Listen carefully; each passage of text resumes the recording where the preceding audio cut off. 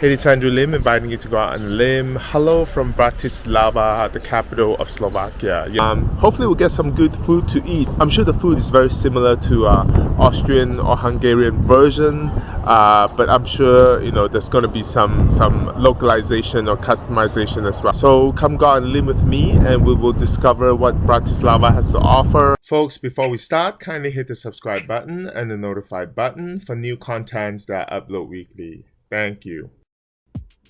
So if you want a place to taste Slovak cuisine, the Acha Slovak Restaurant here, which happens also to be a disco bar, nothing disco inside by the way, except there's a bar, has some classics. The menu is pretty straightforward, no more than 15 items. It has crepes, it has creamy garlic soup, which I got.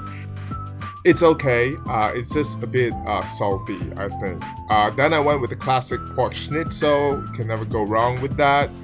Simple enough with good mashed potatoes. I think in general, the Slovak cuisine is a bit more bland for people who actually have a richer palate. And the dessert, I went with the Slovak poppy seed strudel, which is actually too sweet for my liking. I think Serbia does it better with the poppy seed strudel. I actually had to try some Asian food, I know. There's actually seems to be a lot of Vietnamese places here, and one of them is this pho place. They have a really simple menu as well, about 20 dishes. And I went with the grilled pork chop over rice, which I have to say it's really decent, especially when you're traveling 3 or 4 weeks and are craving Asian food.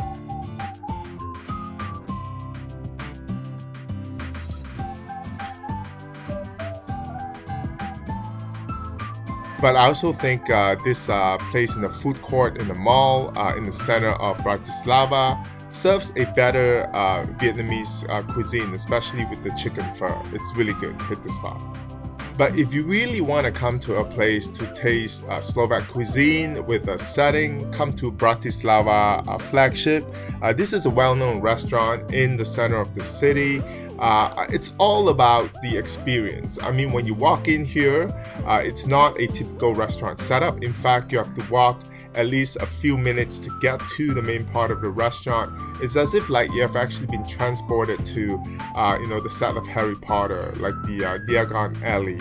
Is that how you call it? I'm not a Potterhead, but this is actually the setup for it, I can imagine. So keep walking. The restaurant itself has a pretty long hallway that leads you up to the restaurant, and along the way you get to see different decor like cabinets and windows and chairs.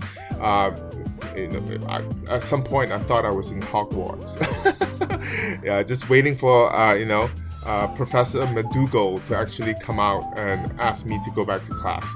But anyway, so it's actually a really interesting place here. And if you keep walking up the stairs, you will actually get to the restaurants. And as we approach, you hear the sound of the diner. It gets a bit noisier because at some part of the walk, it's especially towards the beginning, it's actually pretty quiet and a bit eerie. But as you walk up the staircase, you definitely hear the noise, becoming louder from the dining room. The noise of the cutleries as people are busy eating away, and you can see that there's actually a little greeting area here. There's no one here, but if you walk in, actually before you walk in, you notice that there's actually different flags. Don't know what they stand for, but as you walk in, you see the tables of it's kind of like a beer hall, interestingly, but in the middle of it you get a bar serving alcohol and an impressive dining room with many tables and 2 levels that has such a setting. I mean, it's a grand dining room, that's for sure. So when it comes to the food, the menu itself, it's pretty extensive. You actually get many different dishes, including a lot of grilled meat dishes, cheese dishes, because those are, I think, standard Slovak cuisine, and of course the history of the restaurant as well. And some dumplings, because I think they are known for their dumplings. So if you want to try the dumplings, this is actually the best place to try it. So I actually went with some cucumber and tomato salads, as well as the pork ribs. I have to say, say. The pork ribs, the pork itself, it's tasty. I think it was actually done to perfection. It was slowly roasted, but there's not enough seasoning. I think it's just this area in general where they really don't season their food. Maybe they actually prefer a more bland profile when it comes to their food. But overall, I just think this is a good place to come if you want to experience Slovak cuisine. So there you have it. That's my eating experience here in Bratislava. Hope you enjoyed it.